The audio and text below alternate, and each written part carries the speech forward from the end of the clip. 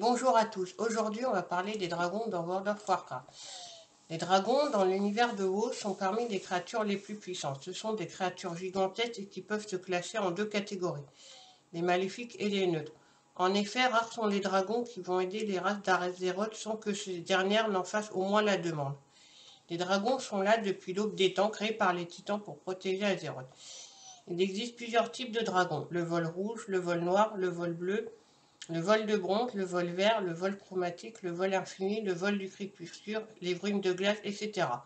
Il existe aussi des proto-dragons, des grecs sauvages n'appartenant à aucun vol particulier, et le vol d'ailes du néant en outre-terre. Ce sont des dragons noirs transformés par la magie libérée par la destruction de Draenor. Alors pour commencer, nous allons parler des origines des dragons. Après l'ordonnancement d'Azeroth et le départ du Panthéon, un nombre incroyable de formes de vie fleurit à la surface du monde. Les plus sauvages et les plus rusés parmi elles étaient les proto-dragons natifs des étendues gelées du nord de Kalimdor. Ces derniers étaient constitués de plusieurs races possédant un large éventail de force et de talents. Certains étaient des êtres ailés, gigantesques, au courage hors du commun et dont l'esprit était relié au monde lui-même, alors que d'autres avaient sans le vouloir puisé dans les énergies élémentaires latentes qui imprégnaient le monde. L'une de ces créatures, nommée Galakrond, surpassait tous ses congénères par sa gigantesque taille, sa force surnaturelle et son ingéniosité hors du commun.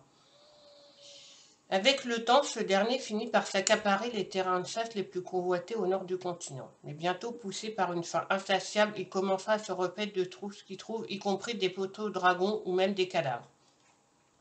Cet appétit démesuré fit enfler son corps jusqu'à atteindre une taille démesurée et lui infligea une malédiction nécrotique, faisant pousser des yeux et des membres tordus sur tout son corps et ressusciter ses victimes sous forme d'abominations dénuées de confiance. Il commença alors à semer la terreur dans les cieux de Kalimdor sans que les proto-dragons puissent faire quoi que ce soit.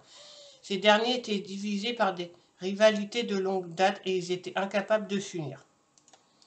Le gardien Tyr, un gardien titan, finit par réaliser l'ampleur de la menace que représentait Galakrond.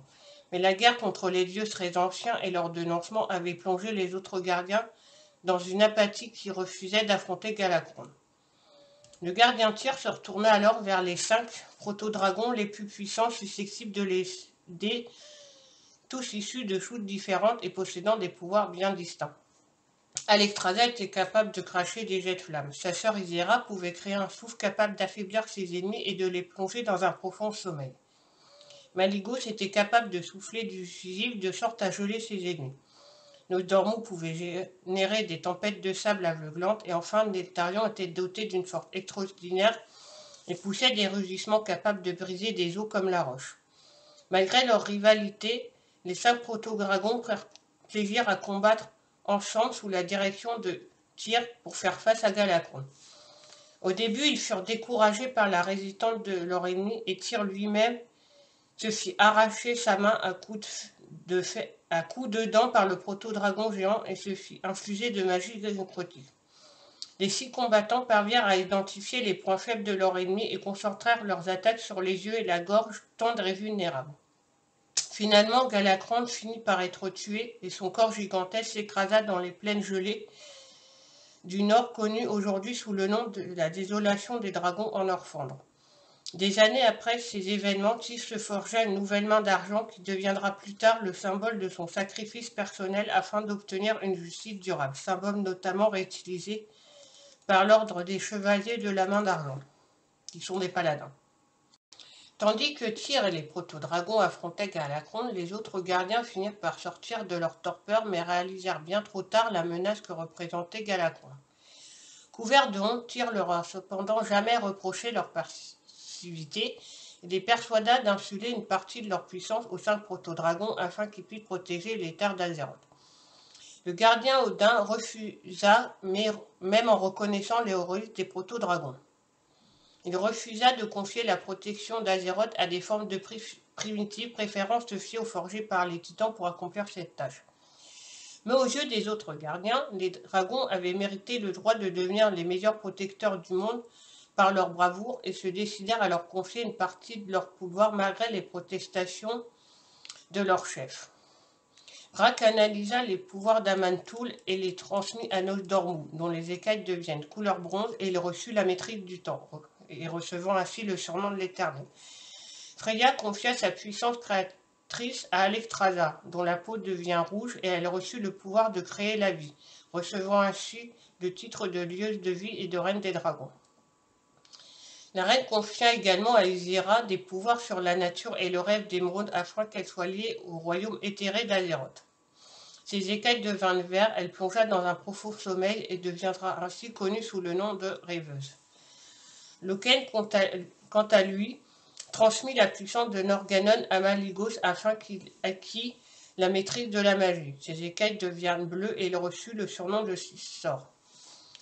Enfin, Akhéadès, qui avait reçu la puissance de Khadgoroth, infligea les pouvoirs de la terre à Nectarion, dont il avait la charge de veiller sur les montagnes et les plus profondes cavernes.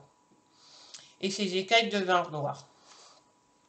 Les gardiens manipulèrent également des centaines d'œufs pour créer la race des dragons répartis dans les différents vols draconiques bronze, rouge, vert, bleu et noir et sous la tutelle des 5 aides désormais connues sous le nom d'aspect draconique. Enfin, une immense tour appelée le repos du ver fut forgée au centre de la désolation des dragons qui sera également le lieu de rencontre et de débat entre les dragons, le cœur de leur culture et surtout le symbole de leur unité. Satisfaits de leur œuvre, les gardiens disparurent de nouveau au sein de leur refuge, laissant aux aspects draconiques la garde des créatures vivantes d'Azeroth. Alors ensuite, nous allons parler des différents vols draconiques, à commencer par le vol rouge. Le vol rouge est le plus puissant des essaims de dragons. Il a été chargé par les titans de garder et de maintenir la vie sur Azeroth et il est dirigé par Alexstrasza, la lieuse de vie. Les dragons rouges, autrefois nombreux, le sont beaucoup moins aujourd'hui, même si leur nombre commence à augmenter. Ils ont combattu aux côtés des autres dragons pendant la guerre des anciens jusqu'à la trahison d'Eldemort. Ils ont donc dû combattre le vol noir renforcé par l'âme du démon, appelée aussi l'âme des dragons, alors que les hordes de démons de la Légion ardente au sol, sous les ordres directs d'Archimonde, réclamaient leur tribut dans les rangs de l'armée des aides de la nuit, près de Zinat-Charu. Des milliers d'années passèrent. Les aspects avaient lancé un sort pour qu'Eldemort ne puisse plus jamais utiliser l'âme des dragons, appelée aussi l'âme du démon. Mais ce dernier s'arrangea pour que les ordres du clan de Zululel le Tordu, le clan Gueule de Dragon, trouvèrent l'artefact et apprennent suffisamment à s'en servir pour capturer Alexstrasza, la reine du vol rouge, et l'enfermer à Grim Battle. Pendant des années, la Horde utilisa les enfants d'Alexstrasza comme monture de guerre, s'assurant de la loyauté de l'aspect de la vie en la soumettant à d'éternelles tortures magiques et physiques. Et ce jusqu'à ce qu'elle soit libérée par Ronin, un mage humain envoyé par Crassus, un mage dragon siégeant dans le cercle intérieur du Kirin-Tor à la Rane. Depuis, le vol rouge garde les ruines de Grim Battle et les endroits où ont été aperçus des dragons noirs comme au marécage d'Approchange ou près du mont Roche-Noire. Ensuite, nous avons le vol vert ou le vol d'émeraude qui garde un œil sur la nature et le rêve d'émeraude, un monde des esprits en perpétuel changement qui existe hors des frontières du monde physique et dont fait partie chaque être vivant et qui est dirigé par Ysera. En raison de ce raccordement au rêve d'émeraude, tous les dragons du vol vert maintiennent leurs yeux fermés et emploient le rêve pour voir. Par exemple, si un dragon vert soit chassé, il regardera par les yeux de sa proie pour la repérer ou par les yeux d'une autre créature pour voir où il se dirige.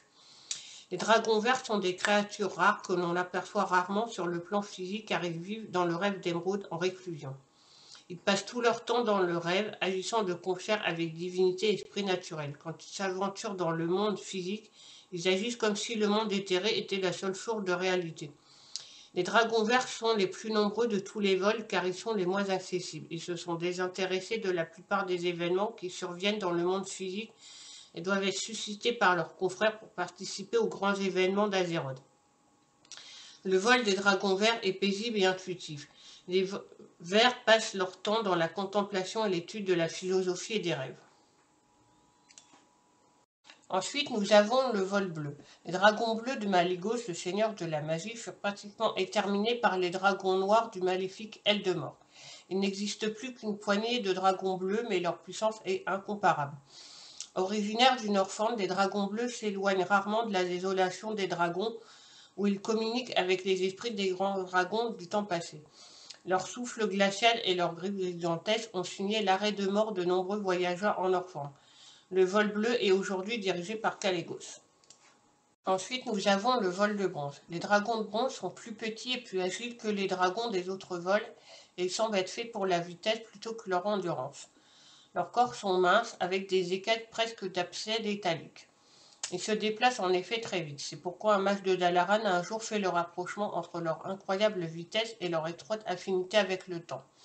Ils sont dirigés par Nosdormu. Les dragons de bronze sont très adroits, tout comme les bleus, et ils placent sagesse et patience au-dessus de toutes leurs valeurs, tout comme les verts.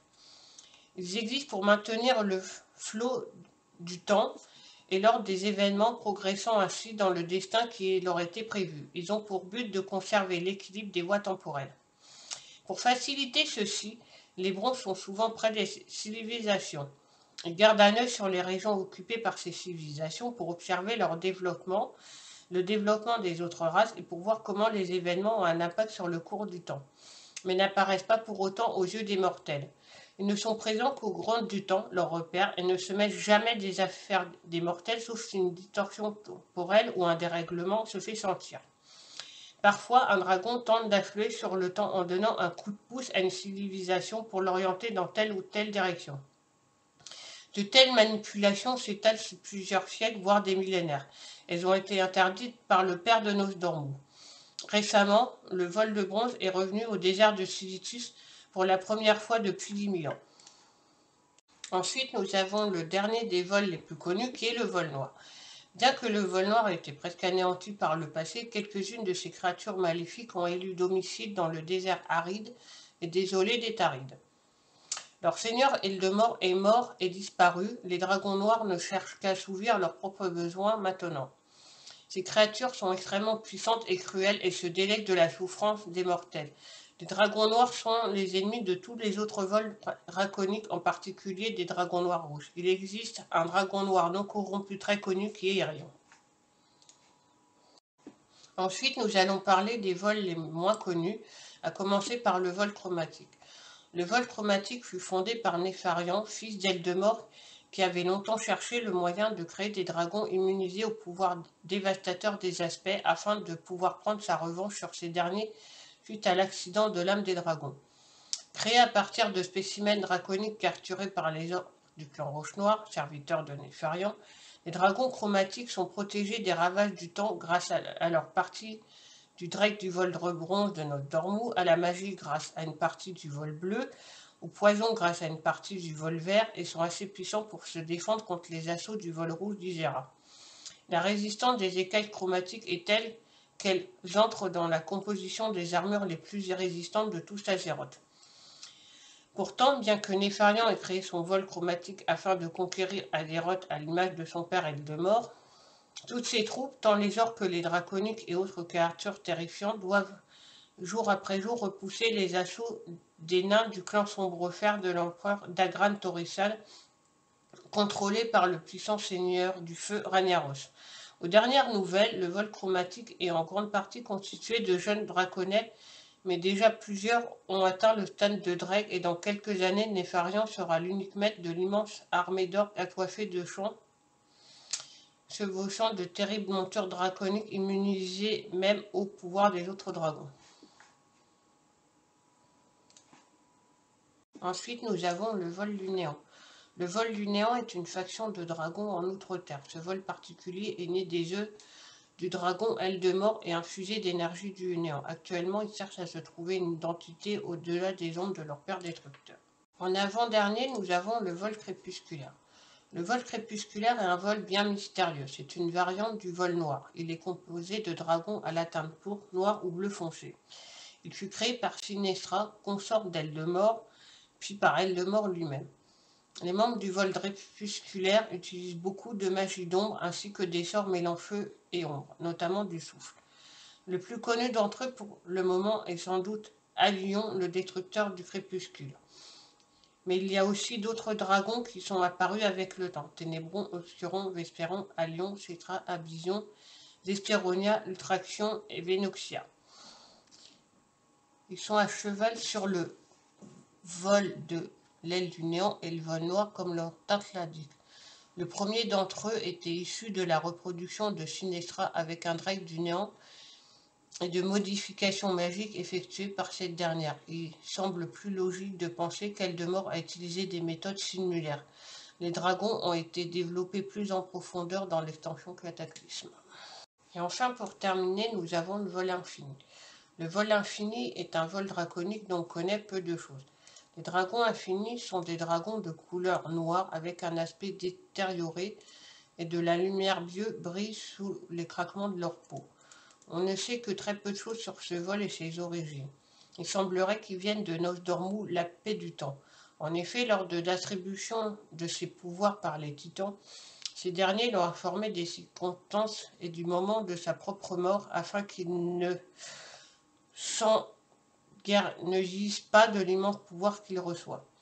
Par la suite, les dieux très enceints ont commencé à chuchoter à l'oreille de Nosdormu, comme ils l'ont fait avec Nétarion pour le corrompre afin de le pousser à refuser sa propre mort et à faire en sorte qu'elle ne se produise pas comme elle était prévue. Dans ses pensées corrompues et contraires à ses principes d'aspect du temps est né son avatar, sa némésis, son double maléfique Murozonde. Ce dernier a corrompu des membres du vol de bronze afin d'étoffer son armée du vol infini. Si Nosdormu, l'aspect du temps, doit protéger la trame du temps et faire en sorte que rien ne la perturbe, son double maléfique Murozonde, lui, va tout faire pour la modifier et semer le trouble. Ainsi, les membres du vol infini vont essayer d'intervenir dans des points clés de la ligne du temps ou dans des événements majeurs qui se sont déroulés afin de les modifier et d'engendrer ainsi des paradoxes temporels et d'autres catastrophes. Les différentes actions que les dragons infinis ont entreprises sont d'essayer d'éliminer Thrall avant son évasion de Fort Durin, d'empêcher Medivh d'ouvrir la porte des ténèbres à Gul'dan au noir marécage, d'empêcher Arthas de purger Stratone, de manipuler les échos de l'avenir à la fin du temps et de perturber la bataille du mont Ygel à la fin de la Troisième Guerre.